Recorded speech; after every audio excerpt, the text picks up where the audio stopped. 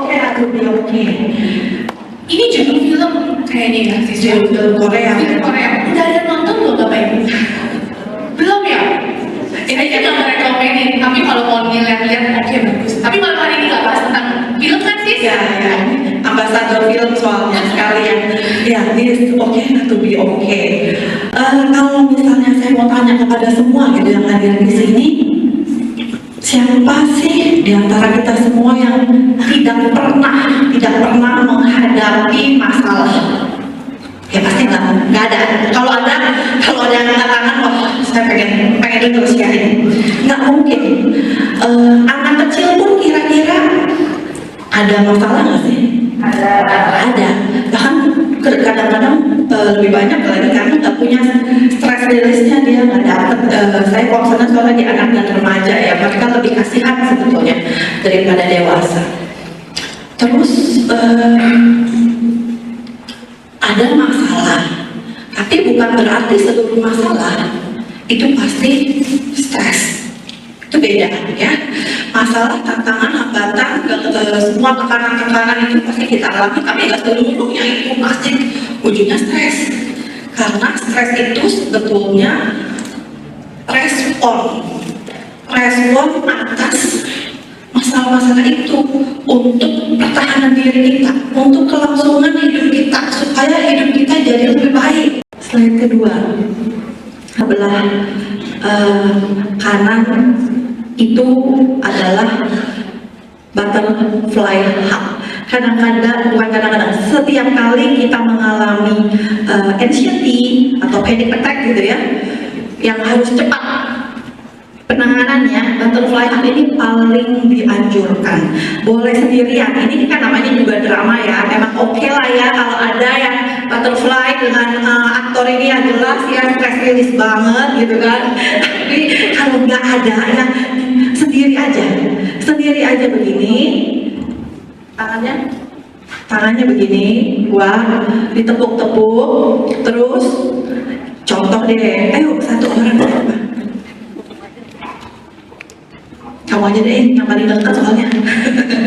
Ini untuk yang punya anxiety tinggi, atau misalnya mau naik pesawat terbang, takut ketinggian, yang seperti itu ya. Jadi ya dua tangan begini, tepuk-tepuk, terus self talk yang positif. Saya baik-baik saja. Saya baik-baik saja. Ya, yang kayak gitu, pendek-pendek aja, diulang-ulang. Ya, itu yang paling simpel. Itu akan menenangkan. Kalau kita kan, kita Katolik ya, biasanya atau Kristiani, ya kita bilang Tuhan sayang, sebut nama. Tuhan sayang Yesi, Tuhan hadir. Pokoknya mengucapkan pendek-pendek aja. Jadi itu nanti menenangkan. Terus kayak ada muka-mukanya ada pertanyaan gitu. Benar. Tadi ya, kalau nggak nanya nggak asik, namanya bukan talk show. Saya mau nanya nih sis, kan kalau kita stres itu kan gak enak. Nah sis bisa bagiin nggak tips gitu gimana supaya kita tuh terhindar dari stres, bebas dari stres? Benar nggak Bapak Ibu? Siapa yang di sini senang dengan stres? Gak ada. Semua pengen terhindar, benar nggak? Setuju nggak? Siapa di sini yang mau terhindar, boleh angkat tangan? Sedikit yang mau menghindari dari stres. Yang lainnya? Udah stres duluan? Mungkin malu angkat tangannya dalam hati. Oke. Kira-kira gimana sih? Ya, dengan sangat menyesal ya saya jawab, tidak ada caranya untuk menghindari stres. Nah, iya. Mungkin pertanyaannya kurang tepat ya. Kalau menghindari itu nggak bisa. Karena kita manusia hidup di dunia ini, ada duri dalam daging, memang harus memanggul salib dan sekian. Ya ayatnya nanti di sesi kedua mungkin ya. Tapi intinya nggak bisa terhindar dari stres, nggak bisa. Kenapa sih saya bilang nggak bisa? Juga lihat yang sebelah sana nih, yang ada fisik, mental, sosial, emosional, dan rohani. Itu lingkaran-lingkarannya saling terkait satu sama lain. Kita manusia itu sungguh sangat baik. Citra Allah luar biasa, unik, kompleks, dan mereka terkait. Jadi kasus KDRT, kasus kekerasan seksual yang konseli saya alami itu kan masuknya di ranah fisik, tapi memang dia itu nggak berjalan sendiri sih kalau kekerasan seksual ya, yang lebih ringan, dipukul sering dilakukan oleh orang tuanya, itu dipukul untuk ketika nilainya kurang gitu ya, itu kan mengalami pemukulan, tetapi mental, emosional dan rohaninya terganggu. Atau sebaliknya, bully itu masuknya di emosional, verbal. Dia itu nggak dicubit, dia itu nggak ditendang, dia itu nggak dipukul, enggak, hanya verbal, bahkan nggak verbal, kadang-kadang hanya cyber, hanya by itu ya, gadget. Tetapi apakah bisa berakibat pada fisiknya? Bisa. Empat-empatnya itu berkaitan. Satu kena, empat-empatnya kena. Satu rangkaian. Satu kena. Bagaimana dengan rohani? Sama.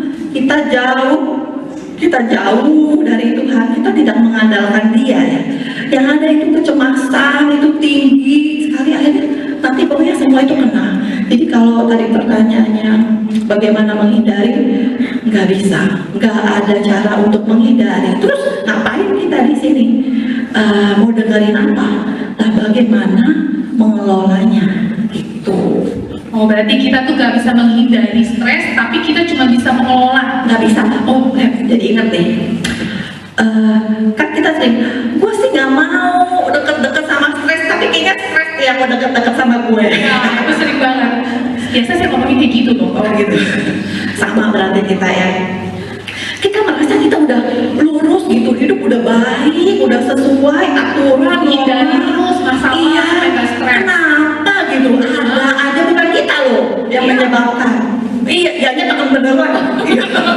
Karena baru ngadepin gitu ya, perasaan gak baik-baik aja tadi di kantor, udah menghindari, ada aja tau-taunya diomelin bos gitu, masalah sepele sampai melebar, stres jadinya, kan berarti disamperin tuh sama stres. Iya, ada konseli saya. Dia itu udah remaja ya, mau kuliah ya, SMA akhir. Dia itu sangat membenci ayahnya. Tapi kalau digali dan ditanya, sebenarnya ayahnya baik gitu ya, sayang sama dia, kehidupan semua juga dibiayai dengan baik, bertanggung jawab, pokoknya oke gitu ya. Dia sendiri juga nggak tahu nih, dia sendiri juga nggak tahu kenapa dia begitu gitu ya.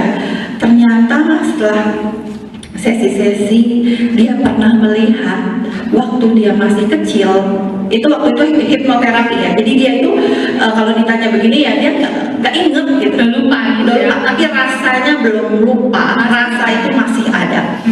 Kalau begitu hipnoterapi, dia pernah melihat satu kali ayahnya ini, nah ini Strawberry nih ya. iya, ini strawberry.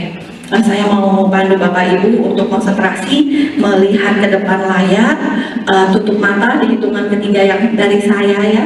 Tapi tenang, saya nggak hipnotis, nggak hipnoterapi, nggak, aman ya.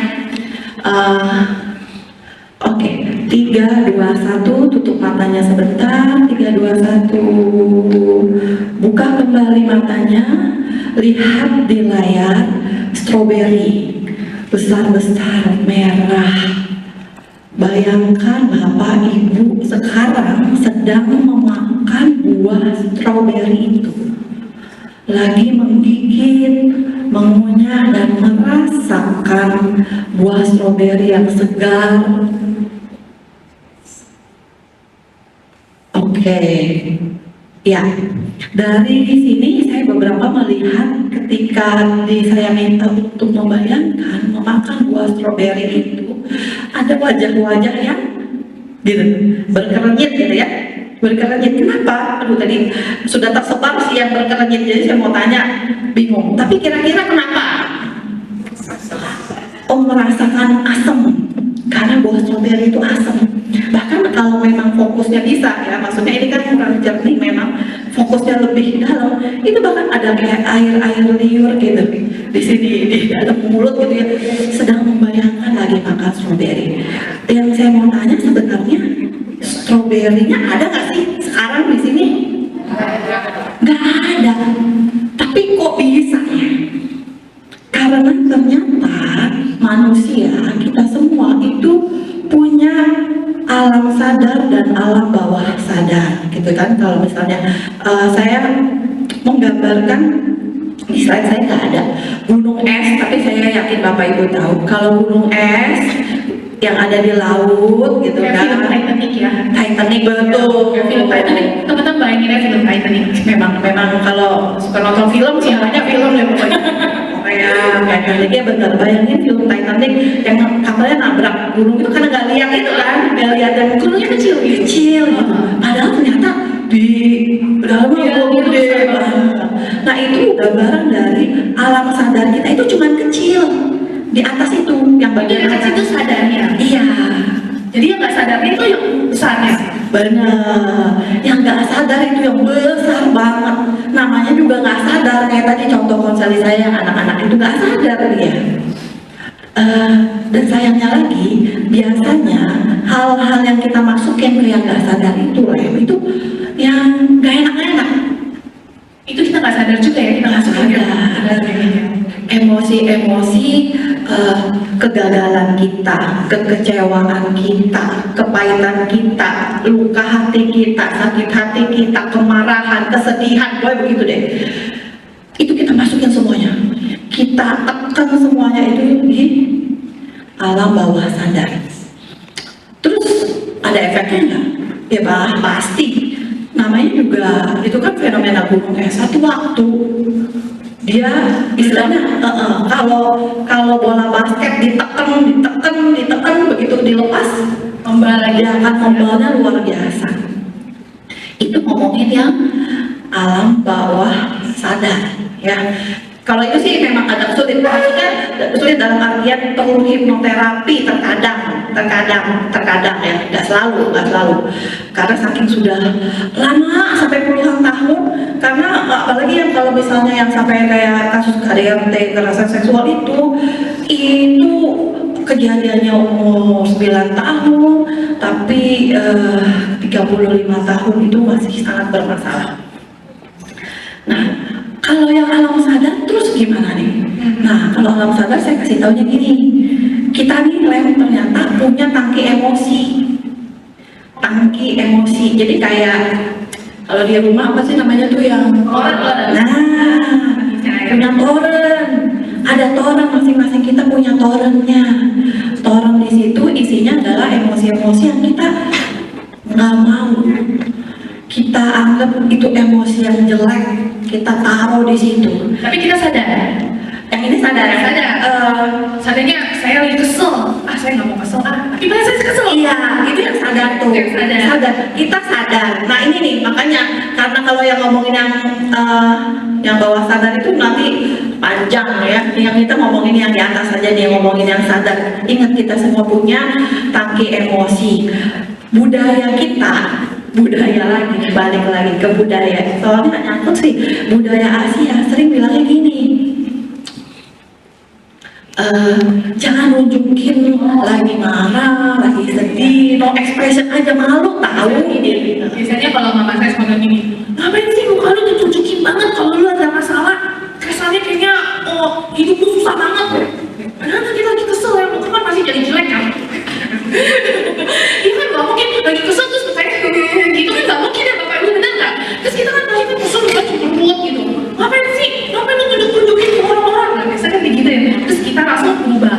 Ada efek kesel, tapi ya udahlah daripada diomelin terus senyum. Ada orang bilang, udah nggak usah dirasa-rasain deh, nggak usah dipikir-pikirin. Aduh lebay banget sih. Apalagi kalau laki-laki. Biasanya kalau Nggak boleh nangis. Gak boleh nangis. Cengeng. Gak gentleman kalau nangis. Betul, karena kalau lu kelihatan lagi ada masalah, lu kelihatan lemah. Gitu. Banyak kan yang statement itu gitu. Nah, sebetulnya tepat nggak sih tadi statement tadi Bapak Ibu, kira-kira kok mukanya tegang? Nggak ada ujian, tenang, nggak diuji, kira-kira benar nggak? sebenarnya lihat timing sih, lihat timing sama psikol.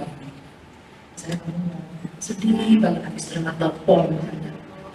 Kamu bilang aduh, tapi sudah meninggal di ICU. Ada teman itu kan, kalau misalnya lagi meeting, kita masuk terus terhalang nangis kan, ya kita juga harus maintain dulu sebentar gitu. Dan gitu. Iya betul, maintain itu melihat keadaan tetapi tidak menolak perasaan itu. Perasaan itu jangan ditolak, jangan diabaikan. Ya betul di maintain maksudnya, wah lagi sedih, lagi marah, langsung marah-marah. Bukan gitu maksudnya ya. Lagi marah jadi marah dan pemarah lain ya. Jadi bukan artinya ketika lagi sedih, ya saat itu juga sedih. Ya betul dong, kita harus menyesuaikan. Apalagi di jalan, apalagi di mana, masa langsung kita kelola itu, kita tahu timing, thank you, benar, kita tahu timing, kita tahu tempat, tapi kita tidak abaikan, enggak, udahlah, berlalu, nggak usah diungkit-ungkit lagi, udah nggak usah kayak gitu. Oke. Berarti kalau ada perasaan seperti itu sebenarnya yang pertama supaya kita nggak jadi stres itu kita terima dulu ya. Terima dulu perasaan. Kalau sedih ya kita akuin, mau pria, mau wanita, mau anak kecil, kita harus hargai perasaan itu ya Yes. Yes, terus ini adalah situasi rute cepat, rute lambat si otak kita. Otak kita itu ada otak rasional, emosional, dan insting. Nah, otak emosionalnya kita kalau terganggu, otak rasionalnya ikut stop bekerja, dan otak insting yang kerja malah otak insting itu bekerja ntar kayak gimana? Yang dilihat di situ adalah ada rute cepat, ada rute lambat. Kita setiap hari itu selalu pakai kebanyakan rute cepat. Ya iyalah, misalnya mau jalan mikir dulu kaki kanan apa kaki kiri, kan nggak gitu kan nggak gitu. Jadi kita pasti pakainya rute cepat terus. Tapi kadang-kadang yang perlu rute lambat, misalnya liburan kemana, mau sekolah di mana, mau pindah kerjaan atau enggak, harusnya kan pakai rute lambat dong, harusnya dong, mikirlah gitu ya. Tapi karena otak emosional kita lagi under pressure, otak rasionalnya juga jadi stop sementara, otak insting yang maju, jadinya kita pakai rute cepat untuk masalah-masalah yang harusnya pakai rute lambat. Oke, next. Nah, ini dia reaksinya terhadap stres. Jadi kita kalau pakai yang cepat tadi ada 3 reaksi. Fight, berantem, bertarung ini bukan berarti harus pakai tinju ya, dengan bibir, maksudnya dengan kata-kata, agresi verbal, maksudnya Menyerang dengan kata-kata, iya, adu mulut gitu ya. ya, adu mulut, teriak, bisa juga nggak teriak, tapi katanya nyakitin banget lah gitu ya. Atau flight, lari, maksudnya di sini flight lari, tiba-tiba hilang, kabur dari rumah misalnya. Atau kalau di kantor nggak ada kabar, gitu. Itu yang kabur. Kalau freeze, nah makanya saya ngomongnya sekarang trennya silent treatment, ya. Pernah ngalamin? Ya harusnya sih orang tua sih banyak nih ngalamin. WA typing melulu, cuma dilirik doang, tapi kagak ada not dibaca, gitu ya. Dia diam aja, no comment, pokoknya diem aja gitu. Oke. Next, yang warna putih itu masalah. Yang warna biru adalah saya. Masalah itu nggak bisa, masalah itu tetap sama tuh. Tapi yang bisa berubah adalah kitanya. Jadi supaya masalahnya hilang, si biru itu alias saya yang harus membesar. Terus caranya, gimana ngebesarin si biru ini, caranya gimana? Coba kita lihat, ada nggak caranya di next slide? Ternyata ada. Being mindful. Ini mind yang full atau mindful, beda tuh ya. Pikiran yang penuh nih sebelah kiri, atau pikiran yang sadar. Saya kasih ekstrim sedikit sih memang gambarnya, tapi begitulah. Pikiran yang penuh ada di mana, pikirnya kemana-mana. Oke, next. Ini adalah cara-cara bagaimana caranya untuk menjadi mindful tadi. Pertama tadi bersyukur. Ada juga Sebentar saya potong dikit. Mindful itu apa bahasa Indonesia aja sis? Maklum ya Bapak Ibu ya, saya kurang pintar bahasa Inggrisnya. Mindful itu kira-kira kayak gimana sis? Mindful itu kamu pause dulu deh, stop dulu. Jangan mikirin yang akan datang, jangan pusing. Diem dulu kalau emosi lagi kesel, diem dulu, begitu ya sis? Iya, sama kalau memang kenyataan itu nggak bisa kita apa-apain, maksudnya kita nggak bisa apa-apain, kita terima. Mau nggak mau sih saya ngomongnya, kenyataan buruk itu kita terima. Kenyataan buruk bukan berarti kita menjadi orang yang buruk, ya kan? Orang yang mempunyai mendapatkan kenyataan-kenyataan yang buruk itu bukan berarti menjadi orang yang buruk atau orang yang jelek. Terus tadi self talk yang tadi itu berpikir itu positif terus, sama forgive and reconciliation. Tapi ini nanti ya dibahas karena di pembahasannya banyak. Yang penting maksudnya forgive and reconciliation beneran, bukan kognitif. Kognitif maksudnya iya saya maafkan. Beneran contohnya gimana? Bisa nggak ngedoain orang itu dengan sungguh-sungguh, sebutin namanya di depan ya sakramen Maha Kudus, di depan itu ketika misa, bisa nggak? Kalau sudah bisa, kalau sudah lancar, saya rasa udah bisa disebut forgive. Kan biasa orang suka bilang begini nih, saya tuh sebenarnya maaf tapi gak pelupa. Kalau kayak gitu udah berdamai belum tuh sis? Ya, tergantung nih kasusnya. Memang sih kita nggak bisa setel kita untuk nggak lupa ya. Tapi kalau kita sudah kembali, relasinya sudah oke kembali, berarti udah oke. Tapi kalau intinya begini, kalau gue udah tahu lu orangnya kayak gitu deh, yaudah deh gue nggak deket-deket lagi ya malu gitu ya. Ya itu Berarti belum lah ya. Belum. Masih nyimpan stres di dalam hati. Masih nyimpan stres. Walaupun juga kita jangan ekstrim juga gitu. Udah tahu dia selalu nyakitin, tapi uji nyali, mari datang ke rumah saya dan pindah gitu. Ya, kalau tahu diri juga gitu, sadar diri gitu. Jangan uji nyali juga gitu ya. Oke, ngerti sis. Terus apa lagi nih ya? Oh, ini. Kita seringkali lupa berterima kasih pada diri sendiri. Ya, terima kasih dong sama diri sendiri. Atau kasih pujian boleh. Self compassion itu mengasihi diri sendiri, bukan narsis ya, bukan narsis, beda.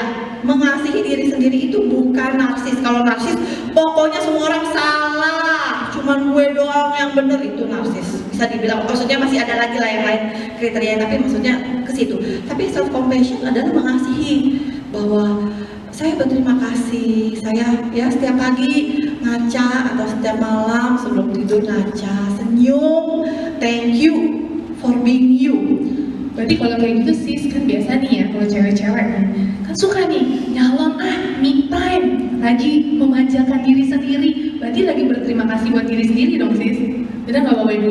Suka nggak ya kayak gitu? Tadi bapak-bapak itu ngelirik saya protot nih, nanti kamu ngomong apa? Nanti habis ini istri saya pulang minta, ayo kasih saya buat me time gitu kan? Nah, untuk me time sih ada tuh nanti. Tapi saya mau ngebahas ini, jangan lupa tuh ya, yang bad sama good-nya itu yang tadi mengenai bersyukur. Ada bilang nggak mungkin, nggak bisa gue bersyukur, lo nggak tahu sih hidup gue kayak gimana gitu ya. Aduh, pasti ada yang bisa disyukuri bapak ibu, pasti ada. Cuman karena kita begitu tuh, cuman ngeliatin bad doang sambil pakai kacamata pembesar, yang good di sebelahnya nggak kelihatan gitu. Pasti ada dan pasti sebenarnya banyak. Oke, kita next. Nah ini, kita harus punya karakter yang positif. Saya percaya deh, nggak mungkin lah kita ya nggak ada positifnya, jelek semua, nggak mungkin, tidak mungkin. Terus kemampuan, bakat, potensi, kayaknya saya nggak bisa apa-apa loh Miss. Aduh ya ampun, pasti ada. Cuman kadang-kadang kitanya yang kagak tahu. Kitanya yang nggak tahu. Bukan harus potensi itu harus pinter melukis, pinter IT, nggak harus begitu ya. Pinter mendengarkan orang lain punya keluhan, itu adalah bakat. Pinter mengatur konsumsi, kita nggak lapar, itu bakat. Jadi banyak ya, jangan dianggap itu bakat itu akademik. Wah saya S1, S2, S3, S5, bukan. Iya bukan. Terus keberhasilan atau pencapaian celebrate, rayain. Bukan berarti harus menang lomba 17 Agustus, enggak. Misalnya biasanya bangunnya jam 6, udah 3 hari berturut-turut bangun jam 5, bisa doa lebih tenang, itu celebrate. dirayain, hal-hal kecil dirayain. Udah bisa Kalau masak. selebritnya mau jalan-jalan ke Eropa gimana tuh sis? Nah ini masuk ke sini nih, Oh, masuk ke sini nih sebenarnya. oh jadi nggak apa-apa dong? Tunggu dulu, kan nggak apa-apa. Saya udah nggak sabar Bapak Ibu. Kalau bilang nggak apa-apa, saya langsung minta jatah liburan sama suami. Ini sumber kenyamanan memang betul sebagai salah satu sadari kekuatan yang tadi ditanya mengenai apa me time, healing time kata orang walaupun sebenarnya healing apa yang mau di healing itu adalah kalau kamu udah trauma ada healing. Oke lah me time gitu segala macam. Apakah benar? Ada benarnya, ada salahnya. Sebenarnya betul ketika mau bersyukur itu kan perlu keluar dari kesibukan sama kebisingan gitu ya. Jadi mau kayak retret sebetulnya. Tapi bukan harus Eropa sih, Lem. Ke Bogor juga bisa, Lem. Atau Petra itu juga bisa sebenarnya. Musik nggak cek-cekan ya. Jadi jangan menambah masalah dengan masalah. Saya perlu me time. Saya perlu me time, pulang me time, kartu kredit tagihan nambah. Yang ada akhirnya tambah stres. Jadi yang namanya Kalau gitu kalau tambah stres jalan-jalan lagi sih. Oh nggak kayak gitu ya Bapak Ibu, bukan kayak gitu. kalau jangan diikuti. Jadi kalau sumber kenyamanan maksudnya itu bersyukur, ngelihat, nggak usah kemana-mana juga bisa di rumah, di teras rumah gitu yang bisa melihat langit, awan, matahari gitu juga bisa kok gitu. Atau nggak usah jauh-jauh di air Petra ada pohon, ada daun yang gugur, ada daun yang banyak macam itu juga bisa. Atau paling gampang waktu tidur ngeliatin muka yang kamu sayang. Nah, Tapi ada ngomong gini, saya kalau ngeliatin muka suami saya malah tambah stres. baru saya mau ngomong itu sis. Iya, ya udah nggak apa-apa. Liatin muka anak, muka ponakan, muka cucu gitu ya.